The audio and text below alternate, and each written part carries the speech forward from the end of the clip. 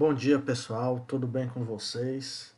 Hoje estamos aí para mais uma aula de direito constitucional. Hoje o nosso tema a ser tratado será de processo legislativo, certo?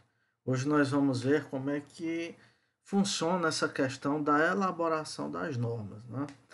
É claro, tá, pessoal, que antes da gente começar, nós vamos ter que trabalhar um pouco sobre a hierarquia das normas, certo? No nosso ordenamento jurídico brasileiro. Porque o que é que acontece? Na realidade, se você for buscar a ideia normativista, né, o normativismo de Kelsen, você vai encontrar a seguinte questão, que lá Kelsen defendia, né, que toda norma ela é proveniente de outra norma superior, certo?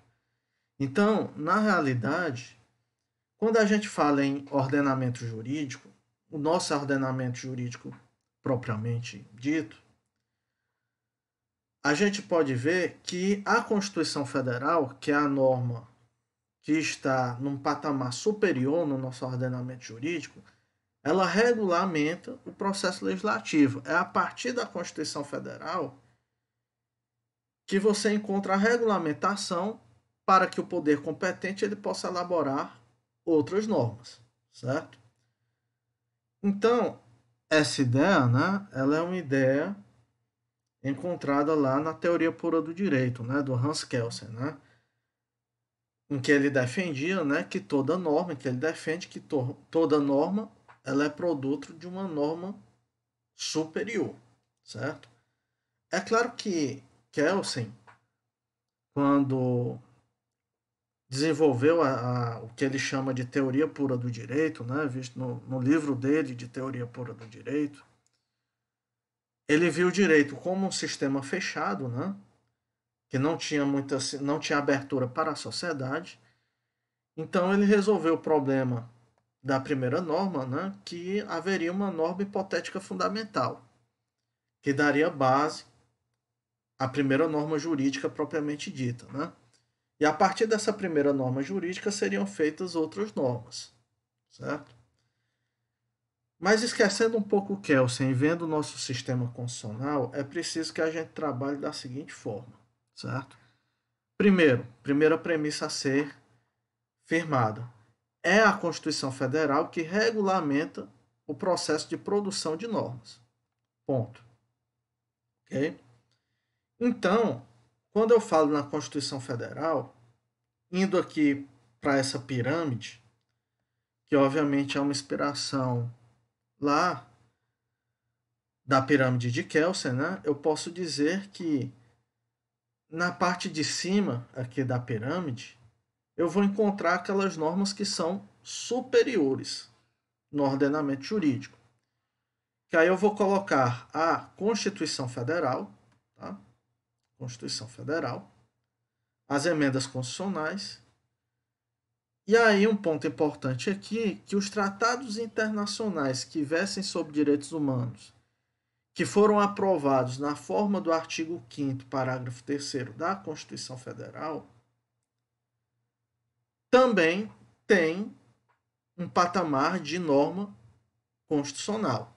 Elas são equiparadas à norma constitucional, muito embora não estejam no corpo físico da Constituição Federal, ok? Então eu posso dizer que esse primeiro andar aqui de normas, ele é ocupado pelas normas superiores, né? No caso a Constituição, a emenda constitucional e esses tratados internacionais, ok? Logo em seguida, logo abaixo aqui, que aí já há uma posição de hierarquia, eu vou encontrar os tratados internacionais que versem sobre direitos humanos. Quero deixar claro, isso é uma coisa que eu vou aprofundar mais à frente com vocês, mas os tratados internacionais que versem sobre direitos humanos, mas que não foram aprovados na forma do artigo 5º, parágrafo 3º da Constituição Federal de 88, têm um status supralegal. O que quer dizer quando eu falo em status supralegal? Esses tratados, eles são hierarquicamente inferiores à Constituição, às emendas constitucionais e tratados internacionais que versam sobre direitos humanos aprovados na forma do artigo 5º, parágrafo 3º da Constituição. Mas são superiores a leis. É por isso que se diz que elas têm status, esses tratados que versam sobre direitos humanos têm status supralegal, porque estão acima das leis, mas abaixo da Constituição.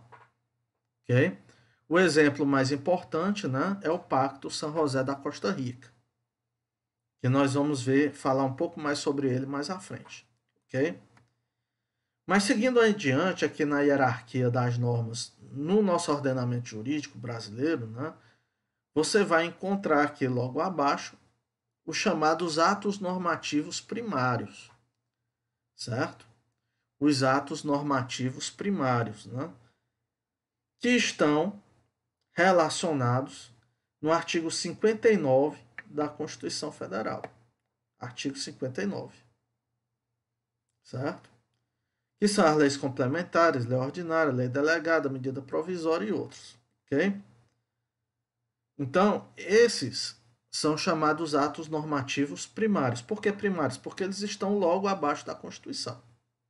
Certo? Mas, professor, por que se chama atos normativos primários? Porque, na realidade, existem outras normas que estão abaixo das leis, tá? Que são chamados atos infralegais, que eu posso dizer que eles podem ser considerados como atos normativos secundários, ok? Que no caso, você vai encontrar aqui na base da pirâmide as resoluções, decretos, portarias e outras normas, certo? Basicamente, você vai encontrar aqui atos administrativos. Esses atos administrativos, esses atos normativos que estão aqui na base da pirâmide, eles devem ter coerência com as leis, eles estão abaixo das leis. Então, por exemplo, um decreto ou uma portaria, ela não pode entrar em conflito com a lei. Caso isso aconteça, esse decreto ou portaria será ilegal e, obviamente, não terá validade. Ok, pessoal? Então é importante que se diga isso, tá? É preciso ver, voltando aqui para o início, que a Constituição Federal de 88, ela regulamenta o processo de produção das outras normas. E basicamente o foco do nosso estudo será essas normas, esses atos normativos primários, que estão no artigo 59. Vamos dar uma olhadinha lá. Indo aqui para o artigo 59, né? O processo legislativo compreende a elaboração de emenda constitucional, lei complementares, lei ordinárias, lei delegadas, medidas provisórias, decreto legislativo e resoluções. Então, no caso, tá, pessoal, esses atos normativos aqui, eles são considerados atos normativos primários, porque estão logo abaixo da Constituição. Ok, pessoal? Tudo tranquilo aqui? Esse é o primeiro ponto que a gente tem que aprender aí na nossa aula. Para que a gente possa estudar esses atos normativos primários, eu quero fazer uma referência aqui à lei ordinária, certo? Por quê? Porque a lei ordinária ela será aprovada obedecendo o chamado processo legislativo ordinário. Okay? O processo legislativo ordinário, que foi cuidadosamente traçado pela Constituição Federal de 88. E no caso, é importante nós começarmos aqui vendo o processo legislativo ordinário, porque na realidade, os outros atos normativos primários, eles seguem mais ou menos esse processo legislativo ordinário, com apenas algumas diferenças. Então, didaticamente, é importante que nós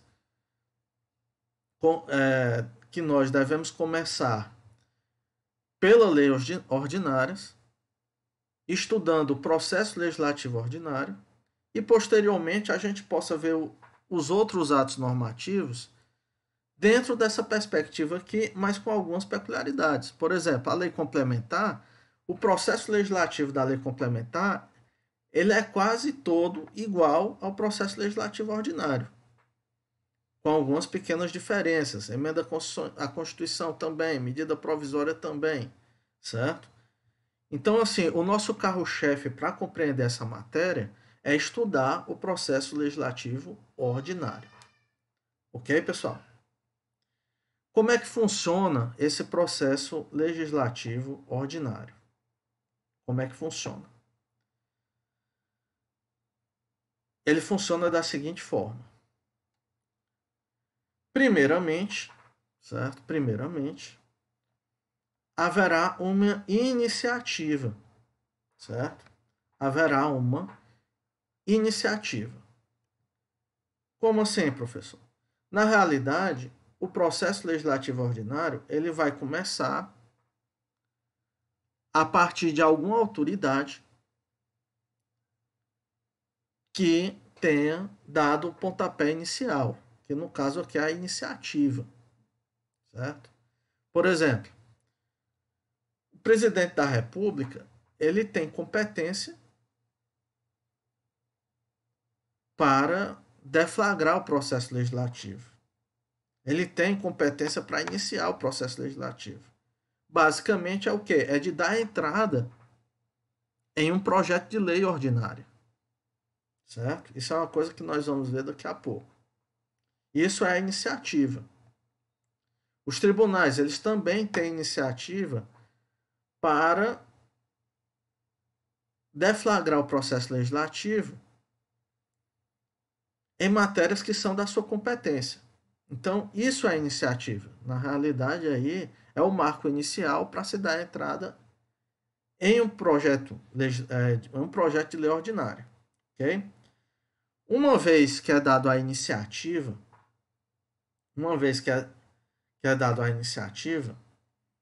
haverá aí a chamada deliberação parlamentar. Ou seja, no caso, tratando-se do processo legislativo ordinário federal, isso lá no Congresso Nacional, esse projeto de lei, como regra geral, irá para a Câmara dos Deputados, haverá deliberação parlamentar e esse projeto será votado.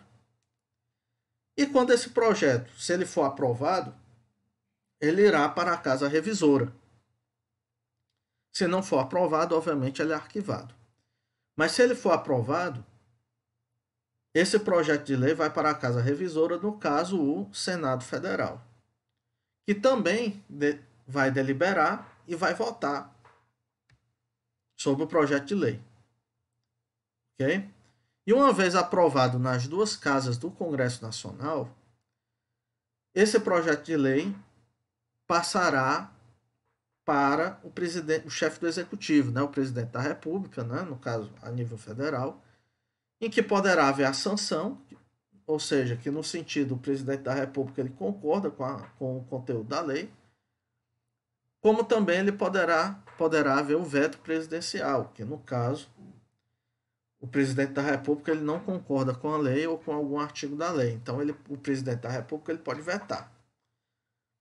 Posteriormente passa-se a promulgação, que é um procedimento formal, certo? Que nós vamos ver mais à frente, e depois a lei será publicada.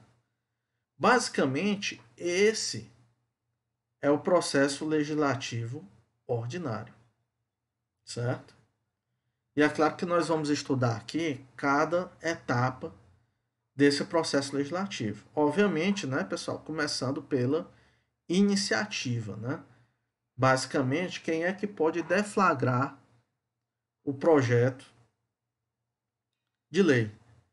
Quem é que pode deflagrar o processo legislativo dando entrada no projeto de lei. É claro, pessoal, que nos estados e nos municípios, como só há uma casa legislativa, então não há essa sistemática de casa revisora. Okay? Na Assembleia Legislativa, por exemplo, só há a Câmara dos Deputados com os deputados estaduais.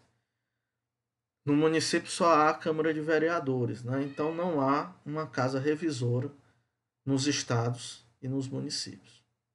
Ok? Tranquilo aí, pessoal? Passando aqui para a iniciativa, certo? A iniciativa, nós podemos classificar que a Constituição ela trouxe uma série de dispositivos sobre o assunto, e é possível classificar a iniciativa dessa forma, que a iniciativa ela pode ser geral, exclusiva, concorrente, conjunta, popular ou parlamentar. Ok, pessoal? É claro que cada uma delas nós vamos ver aí na próxima parte no próximo vídeo, ok? Daqui a pouco a gente volta.